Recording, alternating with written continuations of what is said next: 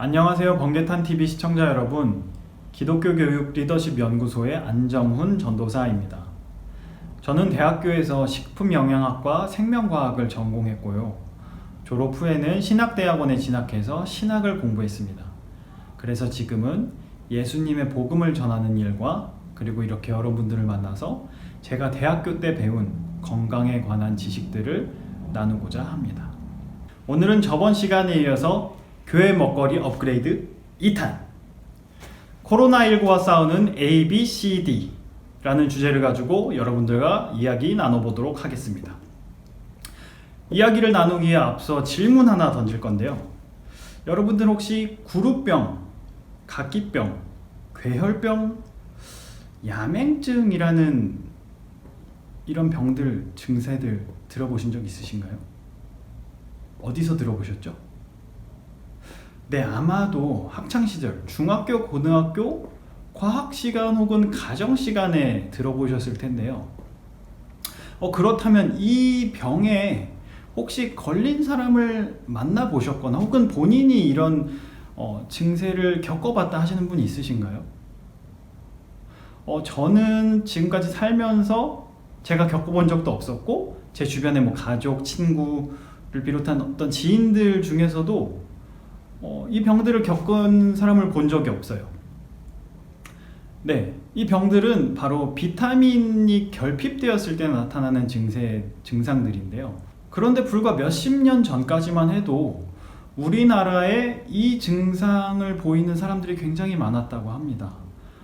그 이유는 당연히 비타민을 섭취하지 못해서인데요. 비타민을 섭취하지 못하는 이유는 바로 영양분, 바로 밥을 제대로 먹지 못해서인 거죠.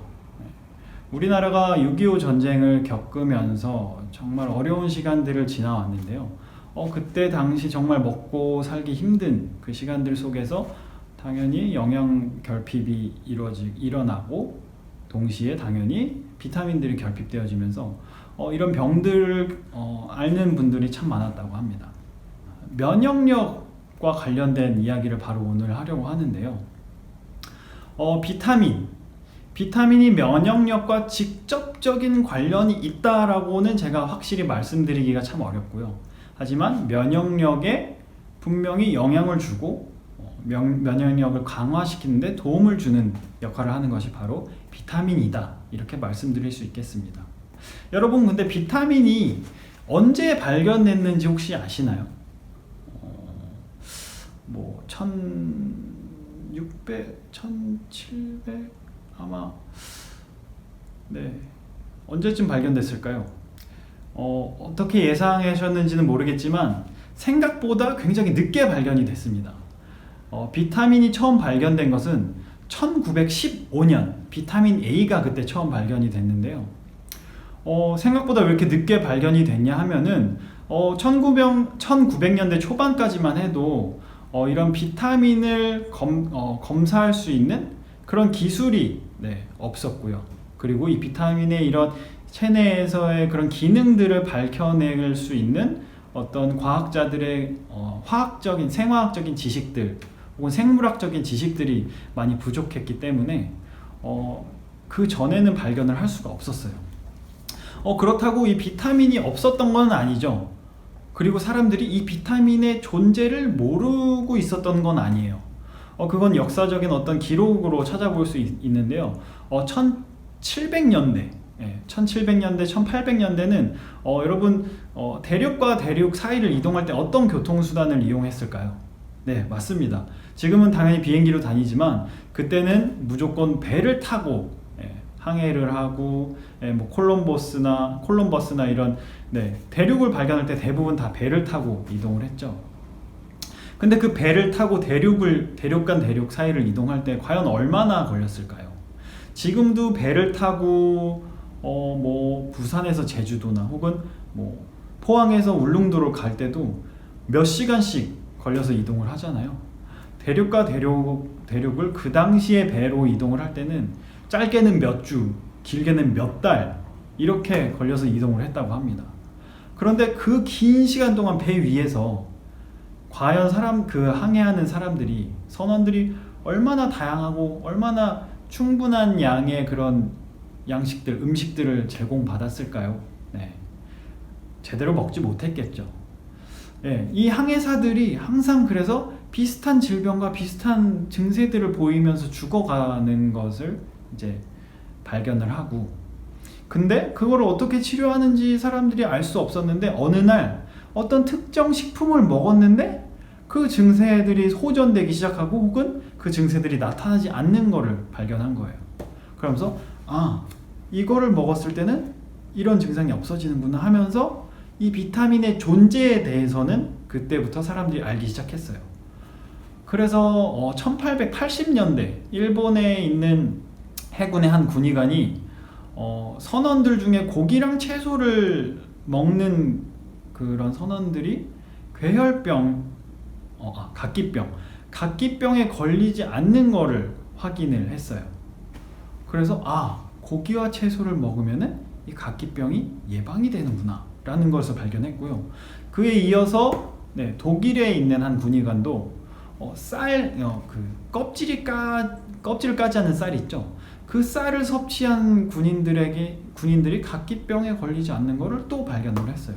그러면서 이 군의관이 생각한 게 이 쌀에는 아마도 아민이라는 영양분이 들어있을 것이다 라는 예상을 했고요. 그래서 이 아민은 사람이 삶을 살아가는데 참 중요한 영양소구나. 그래서 비타아민이라고 이름을 지었습니다. 여기서 비타는 라틴어로 삶, 라틴어로 삶이라고 하는 단어인데요. 그래서 비타아민, 삶에 정말 중요한 영양소. 그래서 비타아민, 그게 비타민이 이렇게 되었습니다. 그때 당시 쌀 껍질에 있었던 그 영양소는 비타민 B1인데요. 비타민 B1에서 바로 비타민이란 이름이 유래가 된 것입니다. 그렇게 비타민 A가 1915년에 처음 발견이 됐고요. 그 이후로 차례대로 비타민들이 발견이 되면서 10종 이상의 비타민들이 발견됐고, 마지막으로 비타민 B12가 1948년에 발견이 되면서 모든 비타민들이 이제 사람들에게 알려졌습니다. 그래서 그 비타민들이 이제 우리 식탁에 오를 수 있게 됐고, 우리가 그것에 대해서 연구하고 무엇이 부족한지, 또 무엇을 많이 먹어야 되는지, 무엇을 어떻게 먹어야 되는지를 이제 알게 된 것이죠. 비타민은 여러분들이 알고 계실지는 모르겠지만 영양소라고 할 수는 없어요. 영양소는 여러분들이 잘 아는 탄수화물, 단백질, 지방 이런 것들을 영양소라고 그러고요. 이런 것들은 보통 우리가 하루에 몇백 그램 이상씩 먹어야 되죠. 왜냐하면은 그 영양소들은 우리 몸을 구성하는 구성 성분이기 때문이에요. 근데 비타민은 우리의 몸을 구성하지도 않고 우리 몸 안에서 에너지를 내지도 않아요. 비타민은 효소와 같이 우리 몸 안에서 고유의 기능을 하고 있습니다. 근데 영양소는 몇백 그램 이상씩 필요한데 비타민은 얼마큼씩 필요할까요? 비타민은 100만 분의 1g, 약 100만 분의 1g씩만 우리 몸 안에 있어도 그 기능을 충분히 해낼 수 있습니다. 참 신기하죠? 어떻게 그 작은 양으로, 그리고 그 작은 양이 없다고 해서 그런 증상들, 그런 병들이 나타난다는 게 하나님 참 놀랍습니다. 그래서 오늘은 이 비타민에 대해서 한번 자세하게 알아볼 건데요. 짧은 시간이지만 한번 쭉 훑어보도록 하겠습니다. 우리가 섭취하는 천연 비타민들은 살아있는 물질에만 존재하고 있습니다. 그래서 주로 우리가 먹는 음식에서, 식품들을 통해서 섭취해야 되고요. 우리 몸에서 만들 수 있는 비타민도 있지만 그건 아주 소수에 불과하고요. 대부분의 비타민은 외부에서 섭취해야 된다는 것 여러분 기억하셔야 됩니다.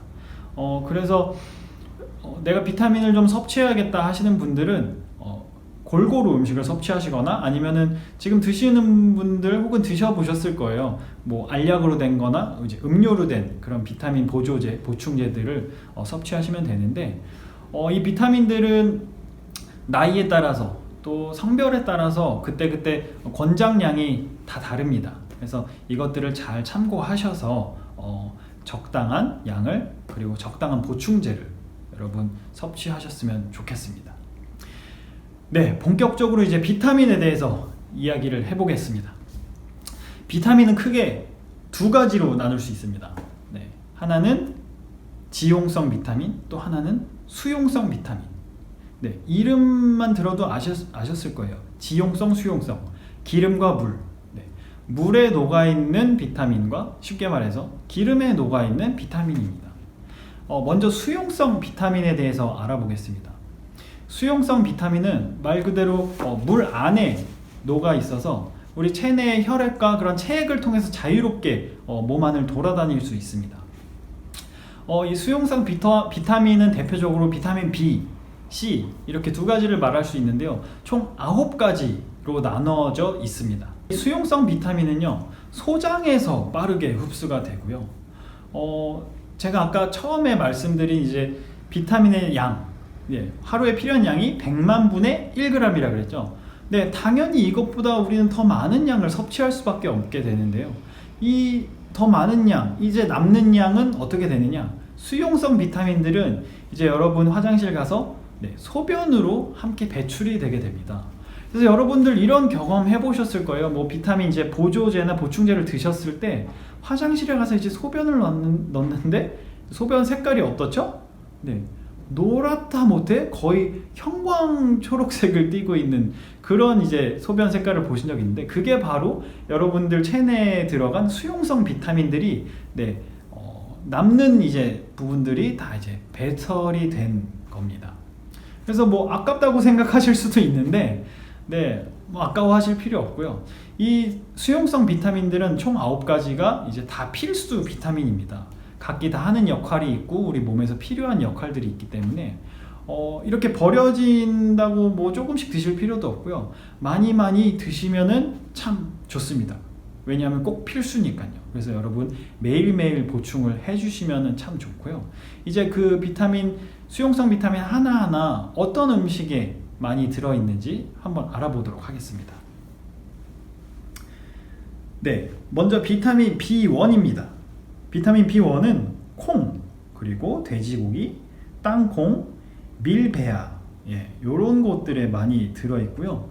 이 비타민 B1이 결핍이 됐을 때는 각기병이 생기게 됩니다. 여러분 각기병 들어보셨죠? 각기병이 어떤 병이냐면은 이렇게 살을 여러분 이렇게 누르면 어떻게 되죠? 바로바로 다시 탄력을 회복을 하죠. 근데 각기병에 걸리면 이렇게 눌렀을 때 손을 떼도 이 피부가 이렇게 올라오질 않습니다. 아니면 아주 천천히 회복이 되거나 이런 병이 바로 각기병이고요. 그 다음 비타민 B2가 많이 들어있는 음식은요, 브로콜리, 소간, 아스파라거스, 우유, 여기에 많이 들어있습니다.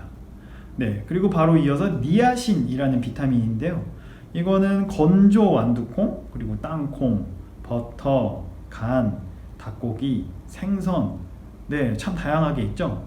그리고 비타민 B6는 가금류, 전곡, 두류, 그리고 비타민 B12 많이 들어보셨을 거예요.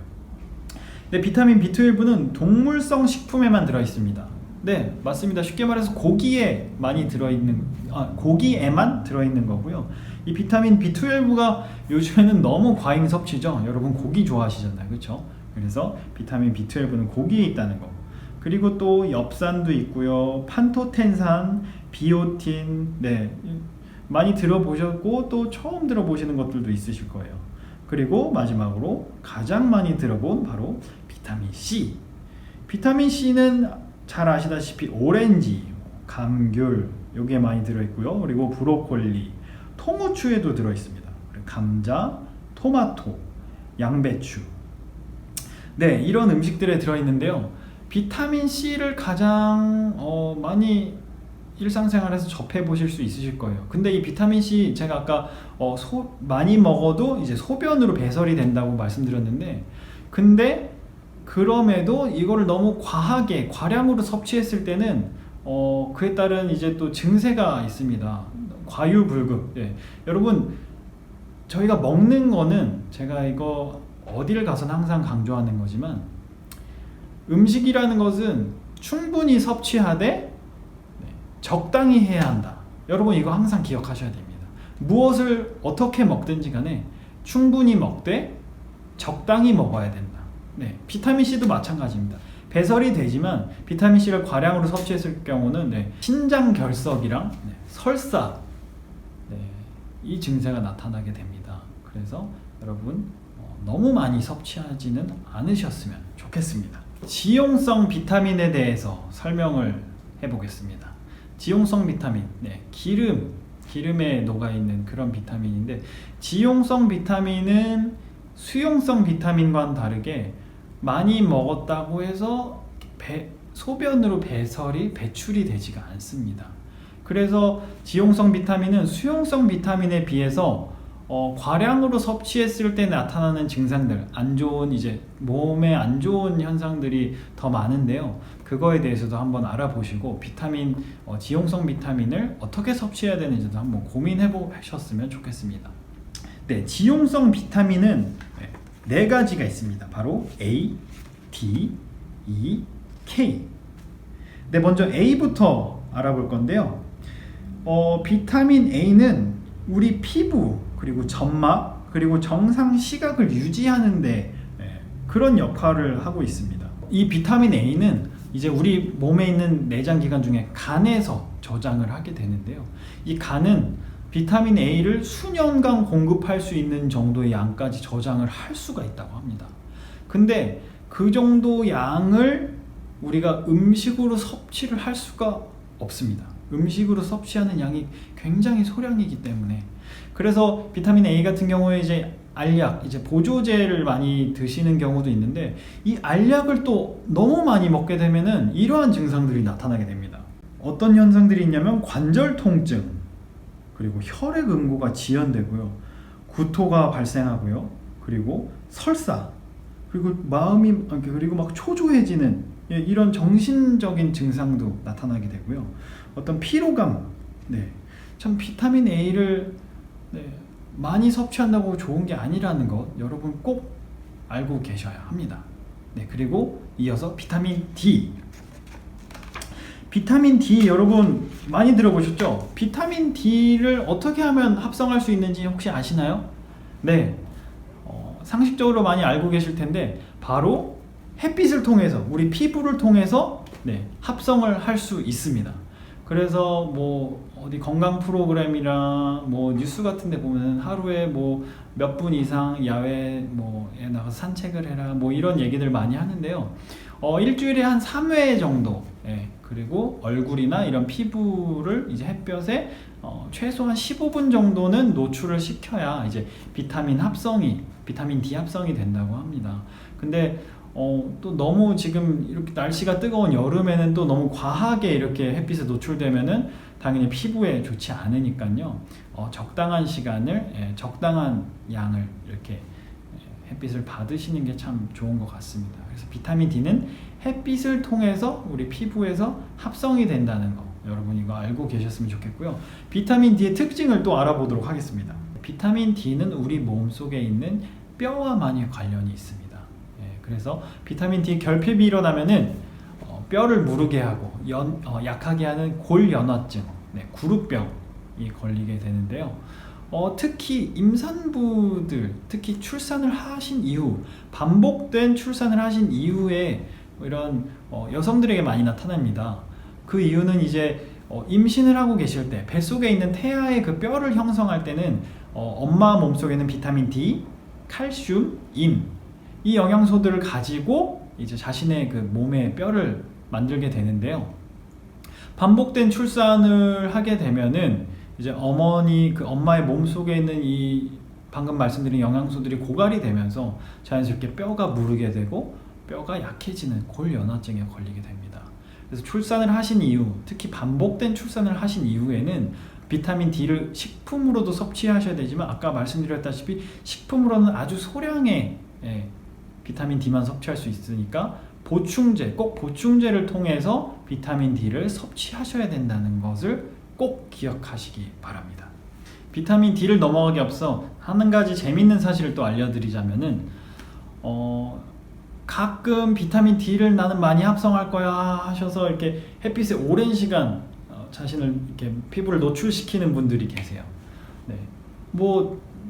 나쁘지는 않지만 근데 여기서 알고 넘어가셔야 할 것이 비타민 D는 우리 몸속에 충분한 양이 지금 합성이 되었다 싶으면은 더 이상 피부에서 합성을 하지 않습니다. 네. 그러니까 너무 오랜 시간 햇빛에 나가 계셔도 결국에 우리의 필요한 만큼만 갖게 되는, 마치 만나와 메추라기처럼 필요한 양만큼만 갖게 되는, 참 하나님의 섭리가 이렇게 우리 몸속에까지 들어와 있다는 것 여러분 알고 계셨으면 좋겠습니다. 네, 그 다음은 비타민 E입니다. 비타민 E가 많이 들어있는 음식은 식물성 기름, 그리고 곡류, 과일, 채소류 이렇게입니다. 그래서 곡류, 과일, 채소류 하면은 사실 우리가 하루 동안 먹는 음식들의 대부분 다 들어있다는 소리거든요. 그래서 비타민 E는 우리가 굳이 신경 쓰지 않고 식사만 골고루 해도 대부분 섭취를 할 수 있습니다. 그래서 비타민 E가 결핍되는 일은 거의 없다고 합니다. 그래서 여러분 평소에 음식을 골고루 하루 세 끼 잘 먹고 계신다면은 비타민 E에 대한 걱정은 안 하셔도 좋을 것 같습니다. 그런데 비타민 E도 너무 많이 먹게 되면은 이제 메스꺼움과 이제 구토가 발생할 수 있다는 것 여러분 알고 계셔야 됩니다. 네, 이어서 비타민 K. 비타민 K가 많이 들어있는 음식은 우유, 간, 진녹색 채소, 시금치 이런 거죠. 네, 이런 음식들에 많이 들어있는데요. 우리 비타민 K는 신기하게도 비타민 D처럼 몸 안에서 만들어집니다. 근데 몸 안에서 만들어진다라기보다는 좀 더 정확하게는 몸 안에 있는 장내 세균이 만든다고 보시면 됩니다. 장내 세균 들어보셨죠? 하루에 필요한 비타민 K의 양의 한 2분의 1, 약 반 정도가 이 장내 세균에 의해서 합성이 되는데요. 세균이라고 해서 여러분 뭐야 우리 몸 안에 있는 세균이면 안 좋은 거 아니야? 이렇게 생각하실 수 있는데 세균이라고 해서 다 나쁜 게 아닙니다. 장내 세균에는 안 좋은 균도 있고 좋은 균도 있습니다.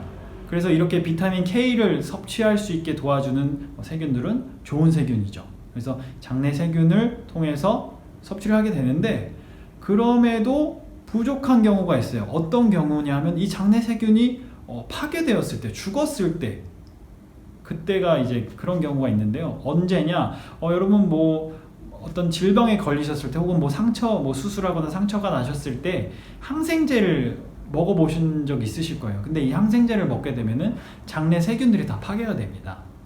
예, 그럴 때는 이제 비타민 K가 많이 들어있는 음식을 따로 섭취를 해주셔서 비타민 K를 보충해 주셔야 되고요. 혹은 이제 간 기능이 저하되거나 간에 어떤 문제나 장애가 있을 때 합성이 좀 떨어지는 경우가 있습니다. 그리고 그래서 이때도 음식을 통해서 비타민 K를 충분히 섭취해 주셔야 된다는 것 여러분 알고 계셔야 됩니다. 오늘 이렇게 10가지 넘는 비타민들에 대해서 쭉 한번 훑어봤는데요. 어떠셨나요? 비타민에 대해서 조금 더 알게 되셨나요? 아까 식품들을 쭉 알려드렸는데 앞으로 식사하실 때 한번 식재료들을 보시면서 여기에는 비타민 B가 있네? 비타민 C가 있네? 비타민 K가 있네? 이런 것들을 알고 드시면 식사를 하실 때 조금 더 재미도 있고 또 내 건강을 지키는데 한 걸음 더 나아갈 수 있지 않을까 이렇게 생각합니다. 마지막으로 여러분들께 비타민 특징에 대해서 하나만 더 알려드리자면 이 비타민들이 다 제각각 조금씩 다르지만 대체로 열, 그리고 산, 염기, 산화, 그리고 빛 이런 거에 좀 약해요. 그래서 비타민들이 이런 거에 노출이 되었을 때 파괴가 쉽게 파괴가 됩니다. 그래서 되도록이면 비타민이 파괴되지 않은 식품들을 섭취하기 위해서는 어쩔 수 없이 익혀야 되는 음식들 이런 것들이 있겠지만 되도록이면 이런 것들을 염두하셔서 식품을 또 섭취하는데 도움이 되셨으면 좋겠고요. 또 하나 더 제가 좀 부탁드리고 싶은 게 있다면 마치 비타민을 어떤 하나의 치료제 약처럼 복용하시는 분들이 계십니다. 물론 효과가 없다고는 할 수는 없습니다. 근데 이 비타민 자체가 사실 약이다, 치료제다라고 하기에는 사실 조금 부족한 부분이 있습니다. 아까 서두에도 제가 말씀드렸다시피 코로나19를 이기는 데에 혹은 면역력을 높이는 데 직접적인 관련이 있다라고는 말하기 좀 조심스럽다는. 하지만 이 비타민들을 적당히 그리고 골고루 섭취했을 때는 몸은 분명히 좋습니다. 몸의 컨디션이나 어떤 몸의 상태 혹은 어떤 그런 몸에 이어서 몸의 면역력까지 좋아질 수 있다는 것, 여러분 그거는 분명한 사실입니다. 하지만 비타민을 너무 맹신하거나 너무 그거에 붙잡고 그걸 막 먹어야 돼 이러실 필요는 없으십니다. 음식물을 통해서도 충분히 섭취하실 수 있고 그때 내가 부족하고 필요한 부분은 따로 보충제를 통해서 뭐 하루에 한 알, 요즘엔 한 알에 다 들어있죠. 그런 종합 비타민을 드셔도 되고요.